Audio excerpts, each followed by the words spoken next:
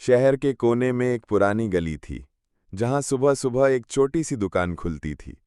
मोहन चाय वाला। 40 साल का मोहन, जिसका चेहरा हमेशा मुस्कुराता था, लोगों को चाय पिलाता, कभी पैसे मांगता कभी नहीं। उसे सब जानते थे, लेकिन कोई उसका दर्द नहीं जानता था। उसके बेटे की मौत कुछ साल पहले बीमारी से हो गई थी, क्योंकि इलाज के पैसे नहीं थे। बीवी सदमे में चली गई थी और अब बस वो अकेला इस दुकान के सहारे जी रहा था। दूसरी ओर शहर के बीचों बीच एक बड़ा बिजनेस टावर था, टंडन एंटरप्राइजेस, जिसके मालिक थे आदित्य टंडन। पैसा, पावर और शोहरत सब कुछ था उनके पास, लेकिन जो नहीं था वो था सुकून। ऑफिस के शीशे से बाहर देखते हुए अक्सर वो सोचता, इतनी दौलत है फिर भी चैन क्यों नहीं है। एक दिन आदित्य को किसी ने सलाह दी कि वो ग्राउंड लेवल पे जाकर लोगों से खुद जुड़े, उनकी बातें सुने। उसी सोच में डूबा वो अपनी मर्सिडीज गाड़ी से निकलते हुए गलियों की तरफ मुड़ा। चलते चलते वो मोहन की दुकान के पास आया। गाड़ी रोकी और कहा, एक चाय देना। मोहन ने मुस्कुराकर जवाब दिया, बैठिए साहब, अभी बनाता हूं। चीनी कम या ज्यादा? आदित्य थोड़ा चौंका। उसने सालों में कोई ऐसा सवाल नहीं सुना था जिसमें अपनापन हो। कम चीनी, और हां, थोड़ी कड़क। चाय आई। आदित्य ने पहला घूंट लिया और कुछ पल के लिए सब कुछ भूल गया। तुम बहुत खुश लगते हो मोहन, क्या वाकई जिंदगी आसान है तुम्हारी?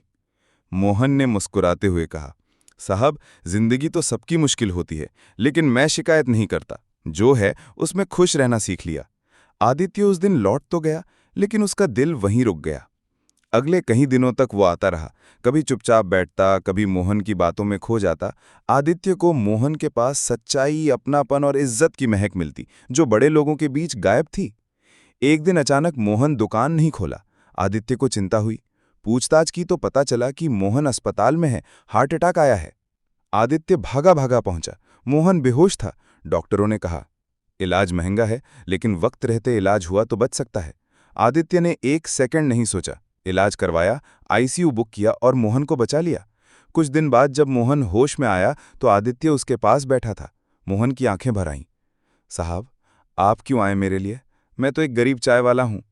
आदित्य ने पहली बार उसकी आंखों में देखकर कहा, तुम गरीब नहीं हो मोहन, तुम सबसे अमीर आदमी हो जिसे मैंने जाना है। तुमने मुझे वो सिखाया जो करोड़ों रुपए नहीं सिखा सके, इज्जत देना और सच्चा इंसान बनना। मोहन ने धीरे से कहा, अगर मैं आपको थोड़ा भी बदल पाया तो मेरी जिंदगी सफल है। आदित्य ने उसी दिन अपने ऑफिस में एक नई नीति शुरू की। गरीब बच्चों की पढ़ाई, मजदूरों की मेडिकल सहायता और हर हफ्ते मोहन प्रेरणा सेमिनार, जहां उसके जैसे लोग अपनी कहानियां सुनाते हैं। मोहन अब सिर्फ चाय वाला नहीं रहा, वो उस सोच का नाम बन गया जिसने एक अमीर आदमी को इंसान बना दिया।